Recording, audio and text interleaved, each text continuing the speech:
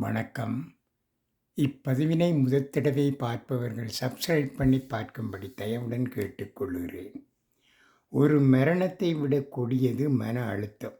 சும்மா பேச்சுக்கு நிறைய பேர் சொல்வார்கள் டிப்ரெஷன் அண்ட் ஸ்ட்ரெஸ் என்று. ஆனால் அது அனுபவித்தவனுக்குத்தான் தெரியும் அந்த வலியோட வலி.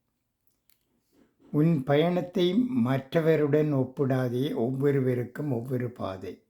உன்னுடைய நெஞ்சில் வஞ்சகம் இல்லாதவரை உன்னை யார் வஞ்சித்தாலும் திருப்பி அடிக்கும் காற்று உனக்கு சாதகமாகவே அடிக்கும்.